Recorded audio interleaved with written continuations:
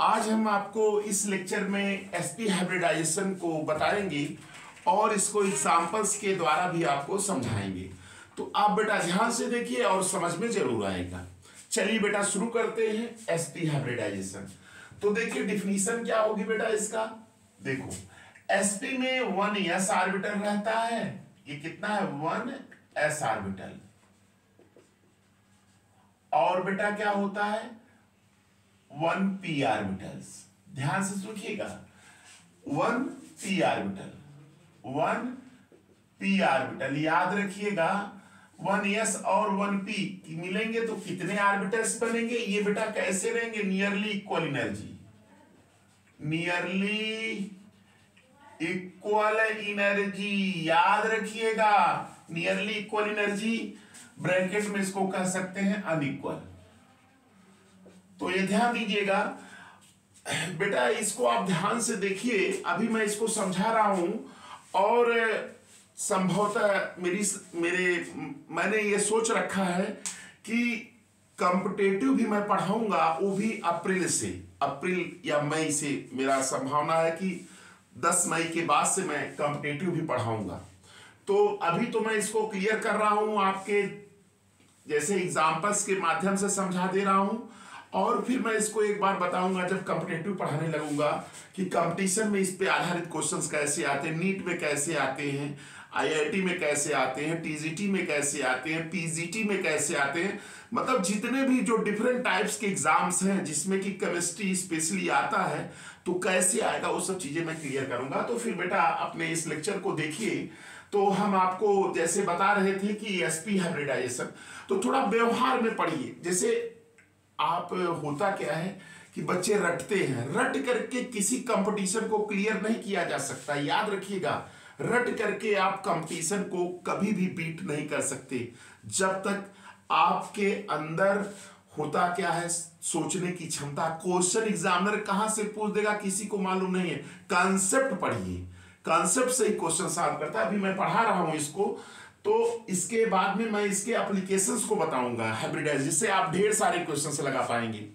तो बेटा आप बता रहे थे कि आपको sp हाइब्रिडाइजेशन की चर्चा कर रहे थे। तो एक s ऑर्बिटल है और एक p ऑर्बिटल्स है। तो ये बेटा कैसे होने चाहिए नियरली इक्वल एनर्जी की। किताबों में गलत दे दिया, एकदम टोटली गलत दे दिया, सीधे अनइक्वल कह दिया है। नहीं बेटा ये नियरली इक्वल एनर्जी इसके होने चाहिए। और एक s और एक p मिल रहा है तो कितने हाइब्रिड ऑर्बिटल बनेंगे, 2 हाइब्रिड ऑर्बिटल बनेंगे। चलो बेटा बना देते हैं बगल में। ये देखिए ये आपका ये है ना। तो ये आपके क्या हो गए 2 sp हाइब्रिड ऑर्बिटल कहलाएंगे। इनको क्या कहेंगे, ये बेटा sp है, ये भी क्या है आपका sp है।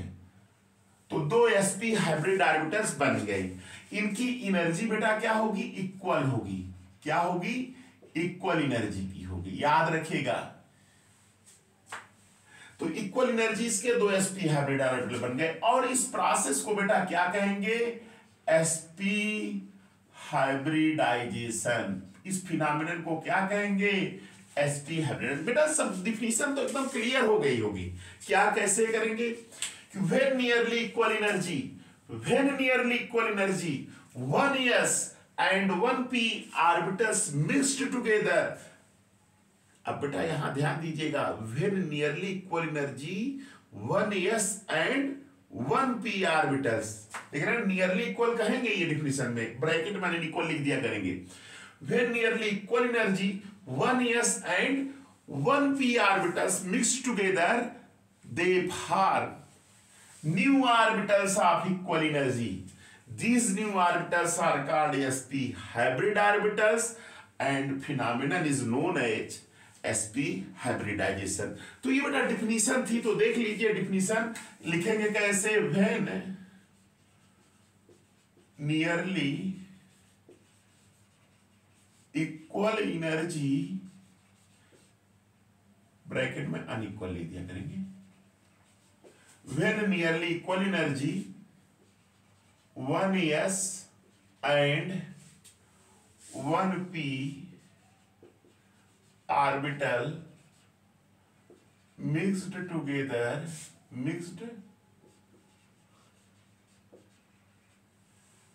टुगेदर दे फॉर्म, कितने बनेंगे? दो। They form FORM form, they form two new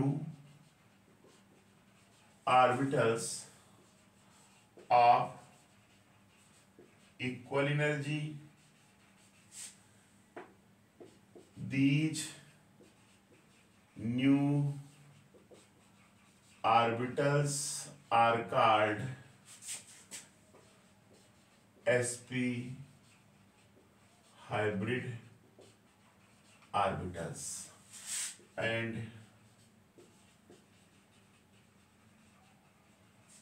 phenomenon is called sp hybridization। ध्यान से देखिएगा कि अब डिफिनेशन एक बार फिर रिपीट करके फिर से एग्जांपल करा देते हैं तो खत्म हो जाएगा। When nearly equal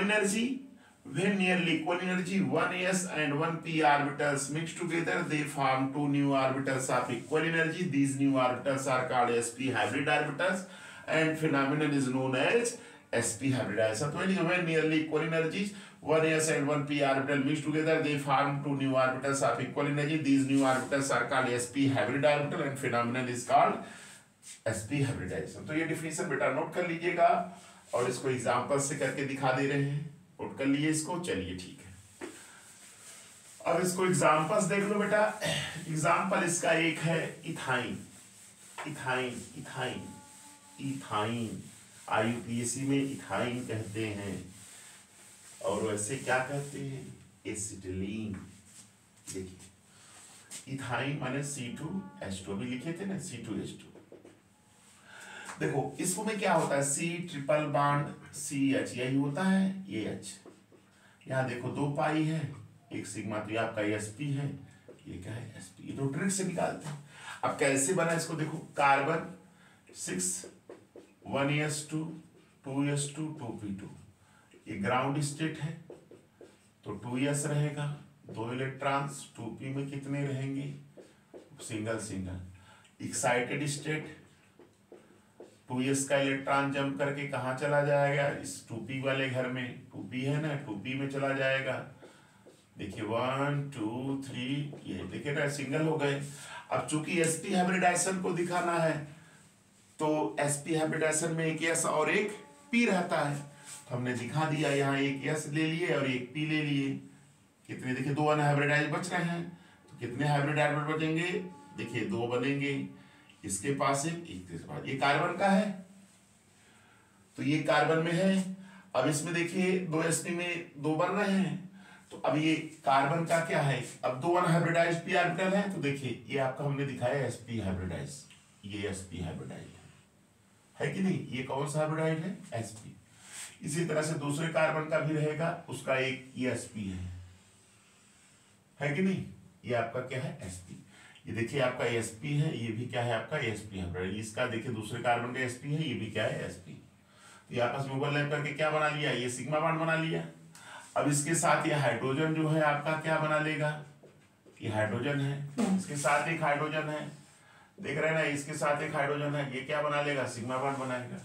अब इनके पास देखिए हर कार्बन के पास 2 अनहाइब्रिडाइज्ड p ऑर्बिटल थे, तो अब वो आपस में साइड वाइज ओवरलैपिंग कर लेंगे। देखिए दिखा दीजिए ऐसे, ये एक p,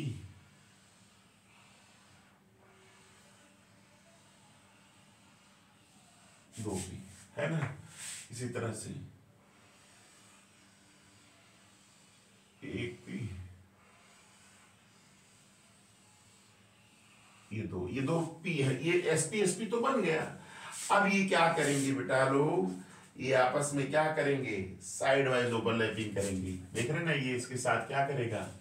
साइड वाइज ओवरलैपिंग कर लेगा। क्या करेगा? साइड वाइज ओवरलैपिंग करेगा। देख रहे हैं यहाँ कौन सा बॉन्ड बनेगा? Pi bond. देख रहे हैं ना, ये कौन सा बॉन्ड बनाएगा? Pi bond.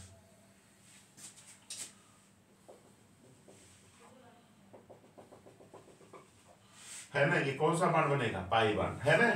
तो देखिए ये 2 p orbitals side wise overlap करके क्या बना लेते हैं? पाई बॉन्ड बना लेते हैं।